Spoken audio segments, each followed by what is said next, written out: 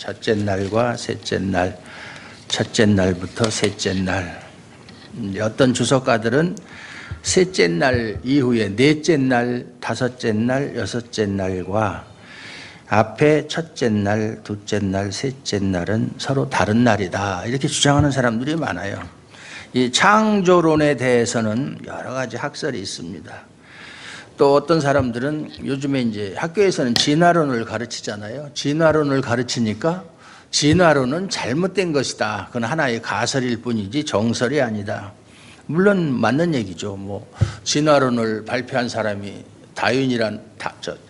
찰스 다윈인데 그 사람이 수백만 년, 수천만 년을 살은 것이 아니고 우리와 똑같이 한 세대를 살다가 간 사람이 그 모든 것이 진화하는 과정을 다 관찰할 수는 없다. 그 말이죠. 그래서 창조론이 맞다. 창조론은 과학적으로도 근거가 있고 증명이 된다. 그걸 주장하는 사람들이 창조과학회 사람들이에요. 그런데 우리가 분명히 알아야 될 것은 창조냐 진화냐 이거 가지고 싸울 필요가 없어요.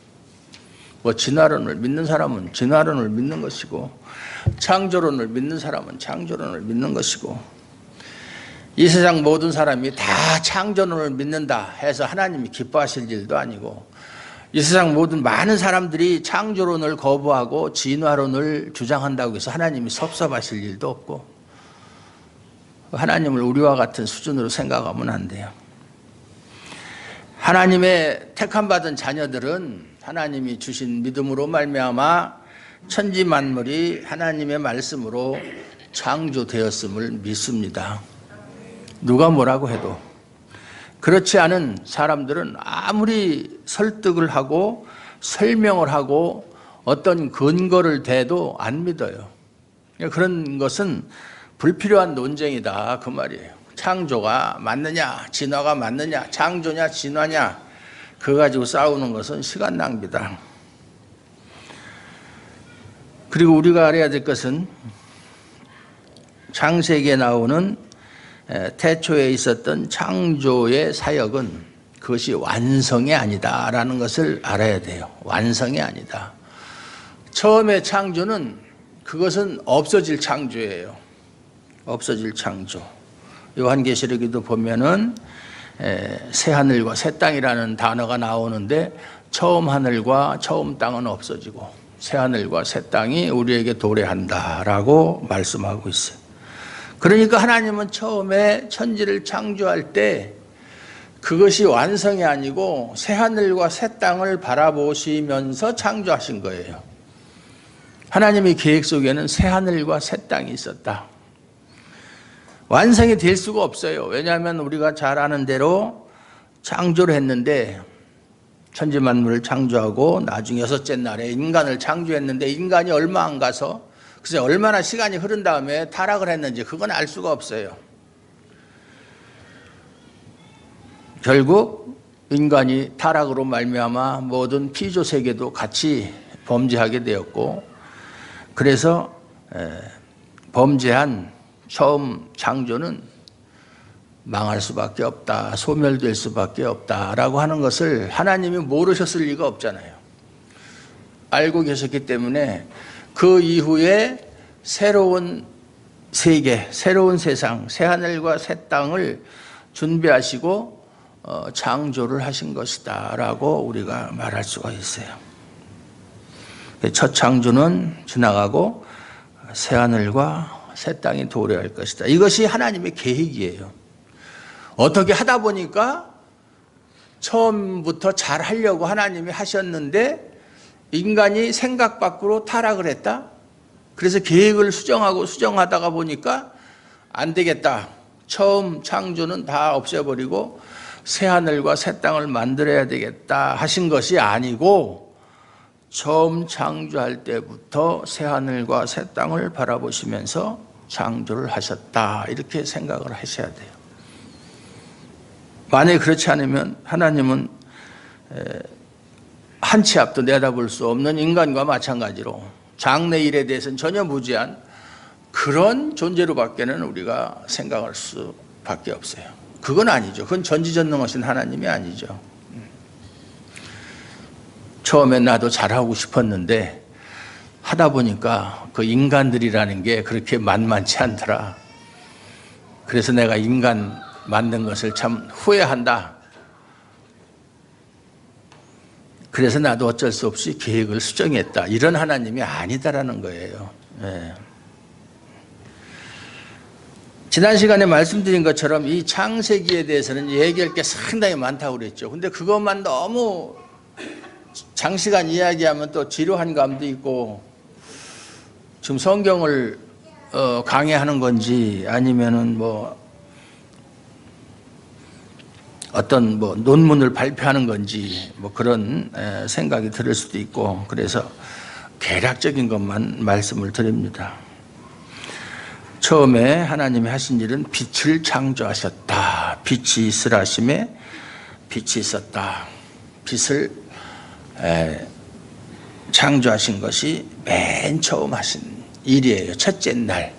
그 빛은 지금 우리가 눈으로 보는 이런 빛이 아니다. 태양에서 발산되는 그런 빛과는 다른 빛이다. 왜냐하면 태양에서 발산되는 빛은 넷째 날 하나님이 해와 달을 만드신 이후에 나오는 빛이기 때문에 그 빛과는 다른 빛이다. 한마디로 얘기해서 하나님의 생명력이다. 어둠을 비추는 하나님의 생명력. 그래서 처음부터 창조는, 이 세상은 빛과 어둠으로 나누어져서 시작하는 거예요. 빛은 빛대로, 어둠은 어둠대로. 지금까지 계속 그러한 원리 가운데서 진행되어 오는 거예요. 그래서 사람도 빛에 속한 빛의 자녀냐, 아니면 어둠의 자식이냐. 어둠의 자녀라는 말은 좀 고상한 말이고, 어둠의 자녀. 옛날에 그 영화 제목 중에도 어둠의 자식들인가 하는 영화가 있었던 것 같아요. 제가 보진 않았는데. 어둠의 자식들이에요. 더 조금 심하게 얘기하면 어둠의 새끼들이에요. 어둠의 새끼들. 빛의 자녀분들이고 어둠의 새끼들이다. 완전히 극과 극이죠. 현재의 세상도 모든 것이 빛과 어둠으로 나누어져 있어요. 교회도 마찬가지고. 뭐 세상이 나눠져 있고, 교회가 나눠져 있으니까 세상도 나눠져 있죠. 사람도 빛에 속한 사람과 어둠에 속한 사람으로 분리되어 있다. 우리 눈으로 뭐 빛에 이렇게 속한 사람이 여기다가 이마에 빛광자 하나 딱 써 있고, 어둠에 속한 사람은 어두움 암자 이렇게 딱, 아니면은 거물 흑자 이렇게 딱 있으면 참 구분하기가 쉬울 텐데 그 구분할 수가 없다 이 말이죠. 겉으로 보기에는 빛에 속한 자녀 같은데 나중에 알고 보니까 어둠의 자식이었고, 저 사람은 분명 어둠의 자식 같은데 나중에 알고 보니까 빛의 자녀인 경우가 많다 그 말이죠. 우리 눈으로 식별할 수가 없어요. 그러한 원리로 계속해서 진행되고 있다. 그래서 빛을 하나님이 만드시고 빛이 있으니까 하나님 보시기에 좋았더라. 빛이 하나님 보시기에 좋은 거예요. 어두움이 좋은 게 아니라 빛이. 왜냐하면 그 빛은 영원토록 하나님과 함께 할 빛이기 때문에 그 빛이 좋은 거예요. 보시기에 좋았더라. 보시기에 좋았다라는 말은 뭐 시각적으로 아름답다, 뭐 우리가 흔히 말하는 뭐 뷰티풀 뭐 그런 뜻이 아니고, 하나님이 원래 계획한 대로 그대로 되어졌다 그런 뜻이에요. 하나님이 계획한 대로, 하나님의 의중에 있는 대로 그대로 이루어졌다.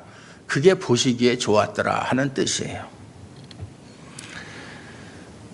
그렇게 빛이 생기고 어둠을 나누고 첫째 날이 지났습니다. 그 저녁이 되며 아침이 된다. 이것은 유대인의 계산법이라. 우리는 아침부터 저녁까지인데 그 사람들은 거꾸로 저녁부터 아침까지를 하루라고 계산을 해요. 그리고 오늘 본문에 와서 하나님이 이르시되 물 가운데에 궁창이 있어. 궁창은 뭐냐면은 여기 8절에 보면 하나님이 궁창을 하늘이라 부르시니라 그랬어요. 하늘이에요. 그러니까 하늘이란 공중이에요. 공중. 물 가운데에 궁창이, 물 가운데에 허공이 있다는 얘기죠. 하늘. 그래서 물과 물로 나뉘라. 그래서 물과 물로 나눠서 궁창 위에도 물이 있고 궁창 아래에도 물이 있고, 그러니까 하늘 아래의 물은 바다죠. 하늘 아래에 있는 물은 뭐 바다나 강이나 이런 것이 하늘 아래인데, 하늘 위에 있는 물은 뭐냐? 뭐 천문학자들의 주장에 의하면 지금 우리가 살고 있는 이 대기권 밖에는 그런 물로 쌓여져 있다, 뭐 이렇게 주장하는, 그러니까 물이라는 게 뭐 바닷물 같은 그런 물이 아니라 수분으로 감싸져 있다, 이렇게 주장하는 사람도 있고, 또 어떤 사람은 노아 홍수 때 하늘이 열리고 주야로 40일 동안 홍수가 내렸거든요. 그때 하늘 위에 물이 다 쏟아졌다, 그러니까 심판을 위해서 하나님이 예비해 놓으신 것이다, 이렇게 주장하는 사람도 있는데, 글쎄요예요. 저는 글쎄요, 과연 그럴까? 왜냐하면 성경에 거기에 대해서 명확하게 설명을 하고 있지 않기 때문에 그렇게 짐작하고 유추할 수는 있겠지만 반드시 그렇다라고는 말씀드릴 수가 없어요. 창세기는 정말 우리의 이성과 우리의 상식으로는 이해할 수 없는 부분들이 너무나 많아요. 왜냐하면 우리는 이 시간과 공간 속에 살면서 거기에 너무나 익숙해 있기 때문에 그것을 좀 벗어나서 어떤 일이 벌어지면 그걸 이해할 수가 없어요. 왜냐하면 경험하지 못한 일이고 우리가 가보지 않은 길이기 때문에. 그런데 그것을 억지로 우리의 짧은 지식과 경험을 가지고 그것을 풀어보려고 하다가는 자기 스스로 침륜에 빠지는 결과가 생긴다.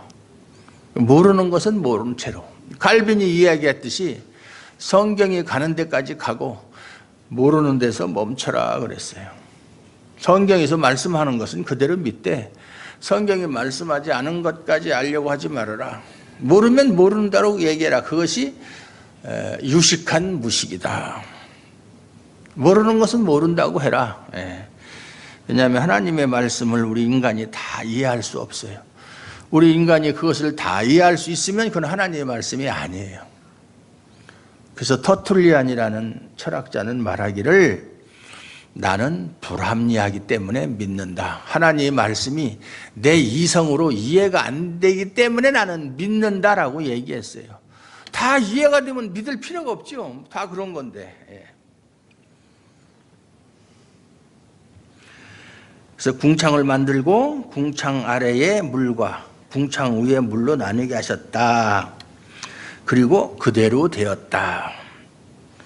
처음에 말씀드린 대로 우리가 천지는 하나님의 말씀으로 무에서 창조하신 것이다. 이건 모르는 사람은 없어요. 그러면 말씀으로 창조했다는 말이 무엇이냐? 성경에 보면 뭐 지금 빛이 있으라 이렇게 이야기하면 갑자기 빛이 이렇게 생기고, 또 궁창 위의 물과 궁창 아래의 물로 나뉘라 하니까 그대로 되고, 그래서 하나님이 말씀을 하실 때마다 말씀이 끝나자마자 그대로 되는 것처럼 생각을 하고 있다 이 말이에요. 많은 사람들이 그렇게 생각하고 있어요. 주일학교 교사분들도 그렇게 또 가르치고 그랬을 거예요.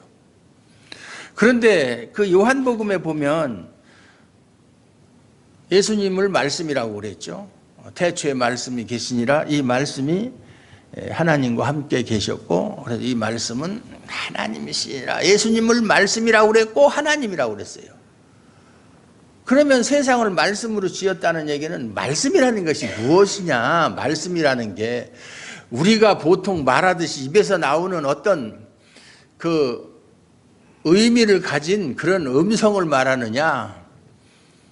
제가 지금 여러분에게 설교하듯이 제 입에서 나오는 말을 말하는 것이냐?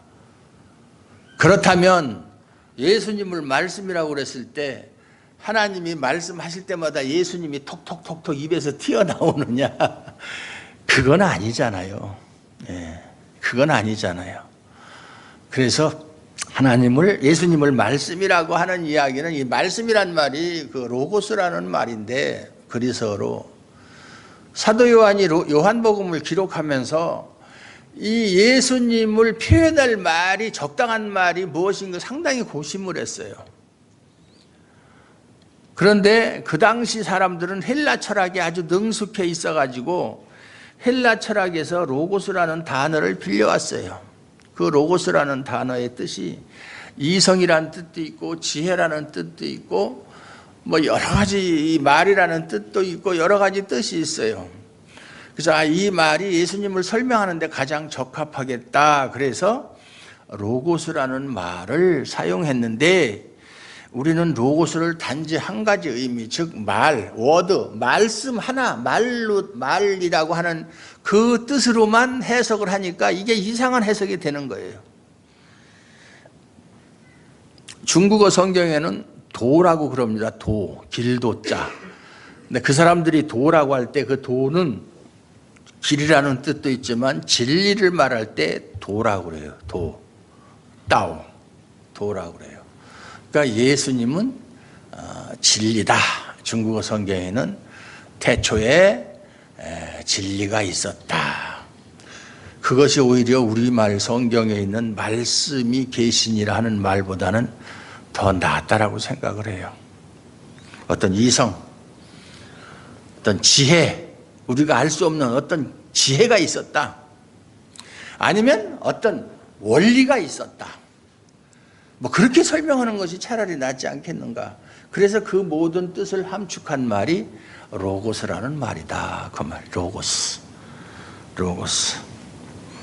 그래서 지난 시간에도 말씀드렸지만 하나님이 말씀으로 천지를 창조했다는 것은 하나님께서 천지를 이렇게 만들어야 되겠다는 계획을 가지고 계셨다. 그리고 그렇게 하실 의지가 있었다. 그것을 성자 하나님이신 예수님이 그대로 만드셨다.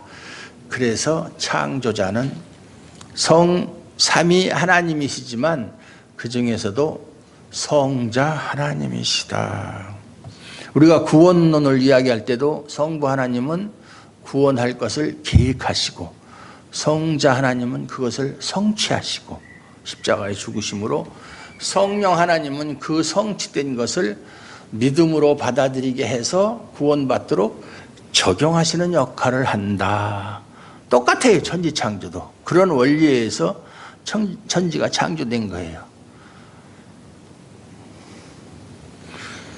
근데 요한복음 1장 3절에도 보면 만물이 그로 말미암아 창조되었고 그가 없이는 하나도 된 것이 없다. 그런 말씀이 있는데 그러면 그 말을 어떻게 설명할 거예요? 그러면 이 창세기 1장 우리가 1절부터 지금까지 13절까지 읽어오면서 예수님은 여기 찾아볼 수가 없잖아요. 예수님은 어디가 있었어요? 예수님이 없잖아요, 여기. 그렇게 해석을 하면 안 된다. 성경은 성경으로 해석을 해야 된다라는 원리에 따라서 그렇게 해석하는 것이 가장 합리적이다. 오늘 보니까 9절에 보니까 하나님이 이르시되 천하의 물이 한 곳으로 모이고 묻이 드러나라 하시니 그대로 되었다. 물이 이제 덮여 있었죠. 근데 지금도 사람들이 그렇게 얘기해요. 과학자들이. 지금 바다에 있는 물이 다 넘치게 되면 지구를 덮고도 남는다는 거예요. 물이 한쪽으로 몰려 있으니까 그렇지. 그걸 다 예를 들어서 쏟아버리면 지구를 덮고도 남는다. 아마 태초의 모습도 그래서 하나님이 한쪽으로 몰아놓고 그 한쪽에 물이 모인 곳을 바다라 또는 뭐 강이라 이렇게 이름하셨다.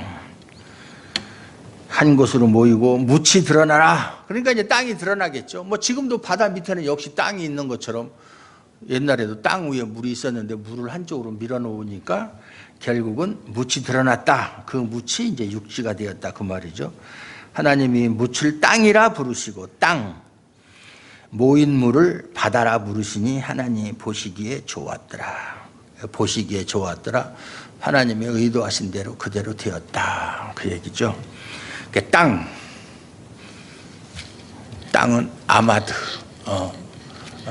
아다마예요. 히브리어로 아다마 일본 말로 아다마, 이 머리를 아다마라고. 아다마가 빠가야로 됐으네. 이런 얘기도 있는데 아다마 히브리어로는 땅이고 흙은 아파르예요. 아파르. 하나님이 사람을 흙으로 지으시고 했을 때 흙이 아파르예요.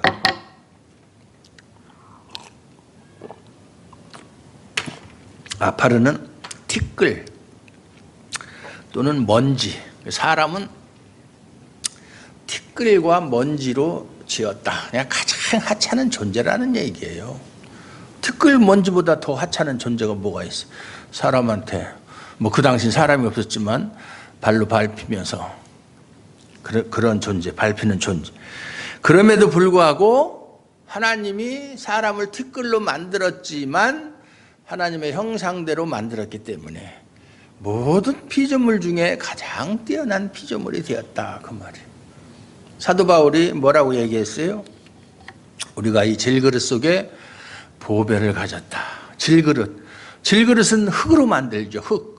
여러분들이 옹기점에 가면 흙을 이렇게 반죽을 해서 그걸로 이렇게 틀에다 올려놓고 옹기를 만들어서 가마에다가 굽습니다. 1200도 이상의 그 열을 가해서 구운 것이 옹기예요. 옹기. 옹기라는 말은 뭐 옛날에 우리 뭐 간장독, 된장독 또는 뭐 찌개 그릇 이런 것은 다 옹기라고 하고, 그 다음에 그보다 고급스러운 건 작이라고 그러죠. 백자, 청자 이렇게. 근데 우리가 그런 질그릇, 깨지기 쉬운 질그릇처럼 흙으로 만든 존재다. 그러나 우리가 귀한 것은 그 안에 보배를 가지고 있다. 보배. 금덩어리를 질그릇 속에 넣어놓게 되면 그 질그릇을 무시할 사람은 없잖아요. 질그릇 자체는 별 가치가 없지만 그 속에 있는 보물 때문에 그걸 아주 진짜 보물단지처럼 그렇게 취급할 거 아니에요. 그 보물이 뭐죠? 질그릇 속에, 우리가 질그릇인데 우리 속에 있는 보물이 뭐예요? 예수님이죠. 예수님. 뭐 성령님이라고 해도 되고 예수님이에요. 지금은 예수님이 성령님을 보내셔서 보혜사로서의 성령님을 우리에게 보내셨기 때문에 뭐 예수님이나 성령님이나 똑같은 이야기입니다. 하나님이 이르시되 땅은 풀과 씨 맺는 채소와 각기 종류대로 씨 가진 열매 맺는 나무를 내라 하시니 그대로 되었다 그랬어요. 채소, 씨 맺는 채소, 각기 종류 씨 가진 열매 맺는 나무, 이런 것이 있어야 사람을 만들어 놓으면 사람이 먹고 살 수 있는 음식이 되잖아요. 아무 먹을 것이 없는 상태에서 사람을 만들어 놓으면 얼마 못 가서 죽을 거 아니에요. 아무리 하나님이 사람을 만들었다 하더라도 먹지 않고는 살 수 없잖아요. 이 하나님이 이렇게 참 용이 주도하신 분이에요. 사람을 만들기 전에 그가 살 수 있는 환경을 다 만들어 놓으셨다. 그런데 지금 우리 사람들이 하는 거 보면 어디에 도시를 하나 건설하면 도로도 만들어 놓고 집도 지고 도로도 만들어 놓고 거기에 무슨 학교라든가 뭐 의료시설이라든가 이런 거 다 해놓고 사람들을 살게 해야 되는데 그냥 맨 땅에다 집만 쳐놓고 와서 살아라. 그러니까 살 수가 없죠. 예? 지금 뭐 설문조사한 거 보니까 세종에 사는 사람들한테, 특히 저 수도권에서 이사 온 사람들한테 10년이 지나도 여기서 살겠느냐 하니까 그렇게 하고 싶지 않고 그냥 옛날 살던 대로 돌아가고 싶다는 사람이 상당히 많아요. 모든 것이 준비가 안 됐다는 얘기죠. 교육시설도 그렇고 의료시설도 그렇고 모든 것이. 그래도 한 70%는 뭐 살겠다고 하니까 그래도 좀 괜찮네요. 뭐 70%가 가겠다고 그러고 30%가 남아있다고 그러면 참 소망이 없는데 70% 정도는 남아있겠다고 그러니까 그나마 참 다행이라고 할 수가 있어요. 그렇게 하나님은 사람이 살기에 부족함이 없도록 모든 것을 다 마련해 놓으셨다. 우리가 알기에, 우리의 상식으로는 우리가 집에서 키우는 가축이 원래는 야생동물이었는데 사람들이 그것을 잡아다가 집에서 키워서 가축이 되었다, 이렇게 배웠잖아요. 그죠? 그런데 성경은 그렇게 하지 않고 처음부터 가축은 가축이었다. 그건 우리가 배운 거하고는 좀 다른 얘기죠. 그런데 그거 가지고 따질 필요 없어요.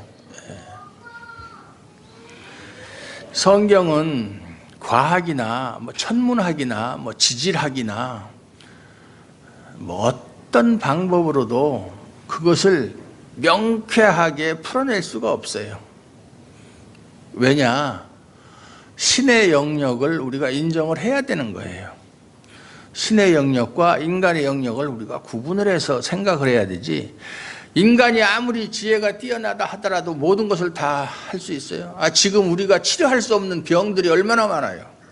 원인도 모르는 병, 희귀병, 그것으로 죽어가는 사람이 얼마나 많습니까? 고통당하면서 죽어가는 사람. 그런 것도 못하면서 무슨 하나님의 영역에 속한 것을 그걸 하겠다고 뭐 로켓을 쏴서 달 뒤에는 뭐가 있느냐. 뒤에 뭐가 있으면 어떻고 옆에 뭐가 있으면 어때. 예? 자기 주제를 알아야죠. 그렇다고 해서 과학을 다 무시하고 그러니까 무지성주의를 저희가 말하는 것은 아니에요. 예. 물론 우리에게 주어진 여건 하에서 우리가 연구하고 또 밝혀야 될 것은 밝혀야 되는 것이죠. 그래서 땅이 풀과 각기 종류대로 씨 맺는 채소와 씨를 맺는 채소가 있어야 또 계속 번식을 할 거잖아요. 각기 종류대로 사과나무, 배나무, 무슨 뭐 감나무 이런 각기 종류대로 씨 가진 열매 맺는, 반드시 이게 씨라고 하는 말이 상당히 참 중요한 말이에요. 씨. 예. 여기에서는 이제 씨가 실질적인 씨를 말하는 것이죠. 그래서 그것이 이제 또 계속 그 씨로 말미암아서 계속 또 이제 번져나가고 또 무성하게 또 번성을 해 나가는 것인데, 성경에서는 하나님의 말씀을 또 씨라고 그렇게 또 비유적으로 말씀한 곳이 마태복음에 씨 뿌리는 자의 비유에 보면 씨는 하나님의 말씀이다 그랬어요. 씨라고 하는 것은 생명의 근원이잖아요. 생명의 근원. 모든 것의 시작이에요. 씨가 없으면 안 되죠. 하나님이 보시기에 좋았더라. 뭐 완벽했다. 내가 의도한 대로 되었다. 그런 얘기예요.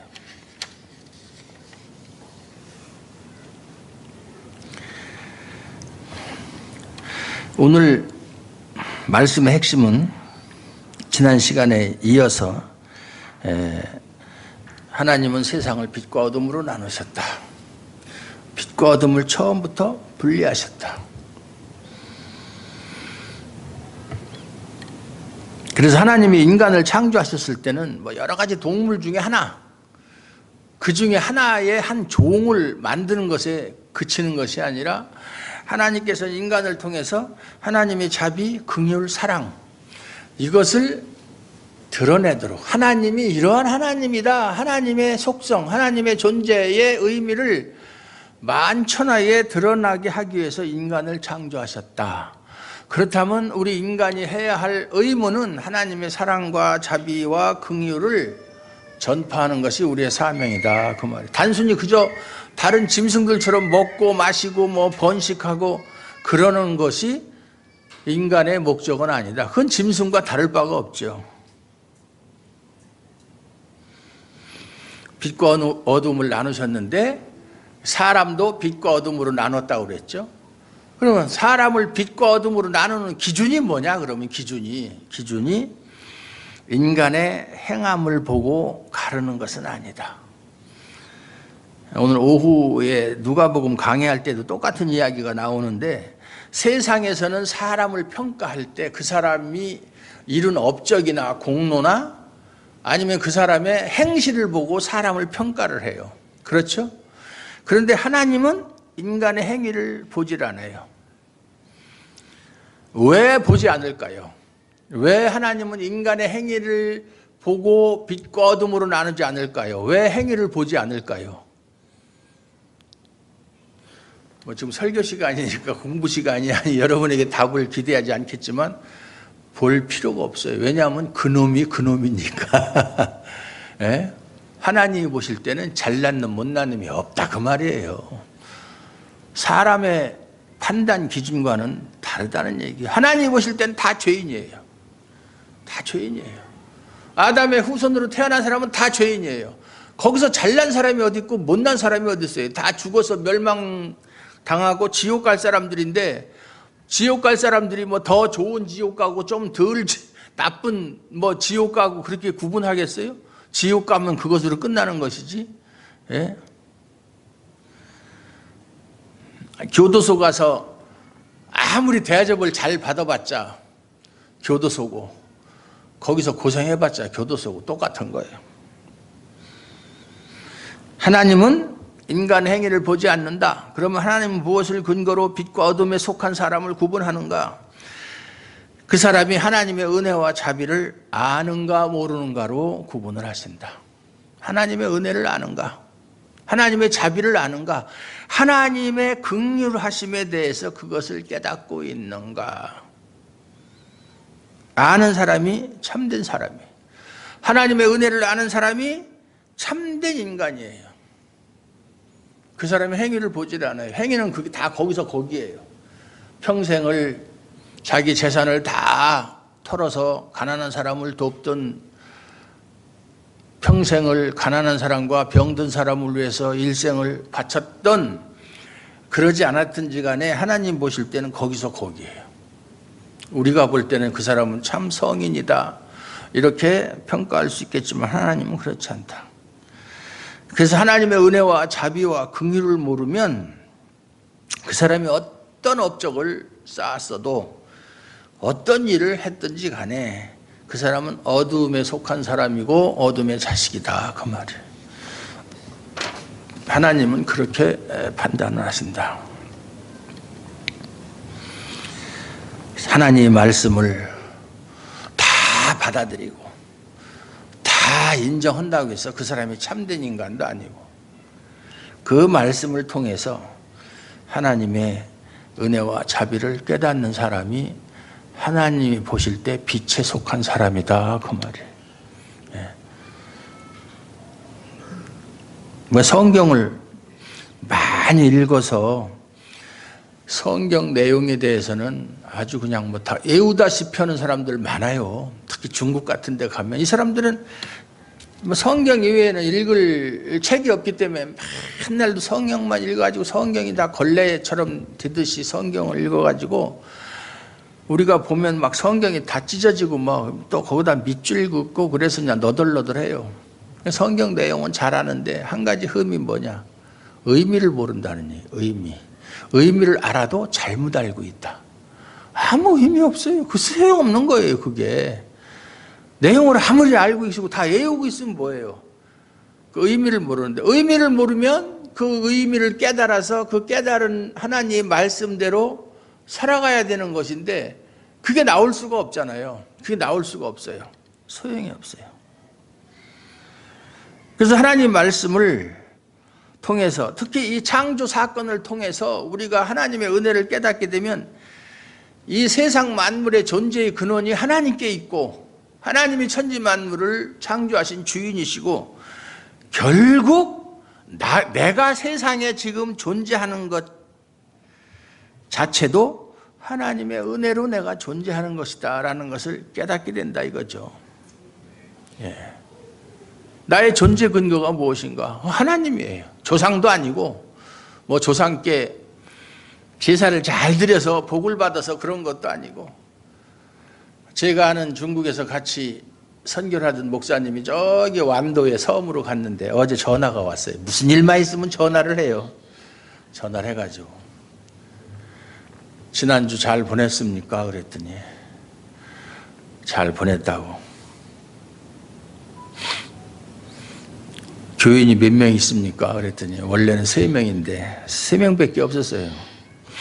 그래도 그 교회 섬이 제법 큰 섬이고 인구도 한 200명 가까이 되는데 교회를 세워놓고, 우리 교단에서 교회를 세웠는데 그 목사가 가 있다가, 젊은 목사가 답답하거든. 섬에 가서 있으니까 마음대로 돌아다닐 수도 없고 낚시하는 것도 하루 이틀이지 그 아주 재미없어요. 그러니까는 슬그머니 온다 간다 소리도 없이 가버린 거예요. 그러니까 1년이 비고 2년이 비어도 올 사람이 없는 거예요. 요즘 그런 교회가 많아요.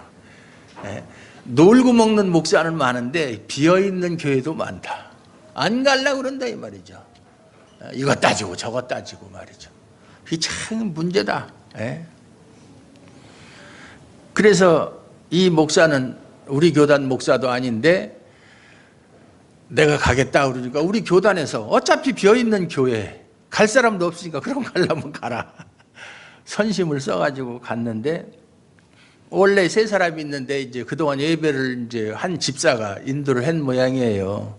근데 목사님이 오셨다고 그러니까 사람들이 얼마나 좋아하겠어요. 이 시골에 있는 사람이나 이런 사람들한테 목사님이 오셨다 그러면 뭐 이건 뭐 그 기쁨은 말할 수가 없어요. 저도 시골에 있어 봤지만 시골 사람들이 5일에 한 번씩 장 가잖아요. 그러면 조금 큰 교회에 있는 사람들이 모여가지고 자기 교회 자랑을 하는 거예요. 우리 교회는요 뭐 했고 우리 교회 목사님은요. 근데 제가 있던 교회는 목사님이 있어 보질 않았기 때문에 우리 교회 목사님이 할 소리가 없는 거야. 목사가 없으니까. 다 전도사들 있다가 가고 때로는 어떤 권사가 예배 인도하다가 또 말고. 누가 가나? 산골에 있는 교회, 생활이 안 되는 교회 안 간다 이 말이죠. 그래서 제가 약속을 했어요. 제가 전도사 때 갔는데 제가 목사 안수 받고서 내가 더 있을 테니까, 그래서 여러분들이 장터에 가서 우리 교회 목사님 소리 할 수 있게 있을 테니까 염려하지 말라고. 그래서 그 사람들하고 약속을 지키고 목사 안수 받고 한 2년 가까이, 1년 반인가 2년 있다가 제가 천안으로 왔어요. 그랬더니 제가 오고 난 다음에는 또 다른 목사가 있던 교회잖아요 이제는. 그럼 그 교회의 격이 다른 거예요. 그러니까 뭐 노회나 이런 데서 사역자를 파송하더라도 전도사가 가겠다 그러면 거기 목사님이 계시던 교회인데 이렇게 되는 거예요. 그래서 또 다른 목사가 왔더라고요. 예. 참 그 처음에 그렇게 한다는 게 참 중요한 거예요. 그런데 지난주에는 한 10몇 명이 왔더라는 거예요. 전부 다 합쳐 한 20명이 예배를 드렸다는 거예요. 그래서 이게 어쩐 일이냐 그랬더니 그게 아니고 무태서 육지에 사는 사람들이, 교회 다니는 사람들이 제사를 지내려고, 거기가 고향이니까 자기 고향에 제사를 지내려고 왔다. 그래서 아니 무슨 교회 다니는 사람이 제사를 지내 그랬더니 요즘 사람들이 다 교회 다니면서 제사 지내고 할 거 다 하죠 뭐. 그러면서 그래서 사람이 많았었다고 그런 얘기를 하더라고요. 그래서 참 웃어야 될지 참 울어야 될지 그런 상황이에요. 그러니까 하나님을 믿으면서 하나님이 창조의 원인자고 하나님이 없으면 이 세상도 존재할 수 없었고, 그래서 제가 처음에 태초라는 말 속에 들어있는 그 의미가 너무나 깊고도 넓고도 참 크다고 말씀을 드렸어요. 태초가 없으면 하나님도 없고, 있어도 하나님을 우리가 알 수도 없고, 태초가 모든 것의 시작이다. 막이 열리는 시간이다. 시작이다. 그래서 태초에 하나님이 천지를 창조하셨다는 이 사실로부터 천지 창조의 제일 원인자는, 철학에서 말하는 제일 원인자는 하나님이시다. 천지 만물이 그래서 주님의 것이고, 사도 바울이 고백한 것처럼 만물이 주로 말미암고 주를 위해서 있고 주에게로 돌아가면이라. 이게 만물의 운명이에요. 그럼 우리도 거기에서 제외될 수가 없잖아요. 나 또한 마찬가지잖아요. 내가 땅을 밟고 하늘을 바라보면서 쳐다보면서 살아가는 것 자체가 하나님의 은혜예요. 그걸 감사함으로 느끼지 못하는 사람은 하나님의 은혜를 모르는 사람이에요. 그저 짐승처럼 땅만 내려다보고 오늘은 뭐 먹지? 내가 뭘 해야 먹고 살지? 이것만 생각하는 사람은 겉모습은 사람이지만 짐승과 다를 바가 없는 존재예요. 그걸 알아야 돼요. 근데 우리 교회를 다닌다고 하는 사람들도 그런 사람들이 많이 있다. 안타깝게도. 시편 136편 5절에서 6절까지 보면 지혜로 하늘을 지으신 이에게 감사하라. 그 인자하심이 영원하미로다. 땅을 물 위에 펴신 이에게 감사하라. 그 인자하심이 영원하미로다. 하늘을 지으시니 땅을 지으시니가 하나님이시다.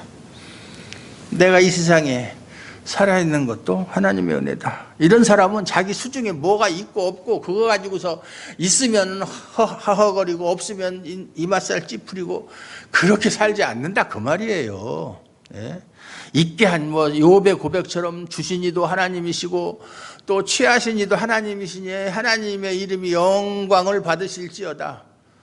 주는 것도 하나님이 주시는 거고 가져가는, 우리 이 세상에 우리 것은 아무것도 없어요. 모든 것이 하나님께로부터 말미암은 것이지. 그런데 뭐 남의 것 가지고, 하나님의 것 가지고 뭐 있느냐 없느냐 갖고 따질 필요가 없잖아요. 예. 모든 것이 하나님에 의해 베풀어지는 것뿐이다. 그래서 땅을 밟고 하늘을 바라보면서 하나님의 은혜로 산다는 것을 알고 감사하는 것이 하나님의 사람이요 빛의 자녀요 빛 가운데서 행하는 사람이다. 믿으십니까?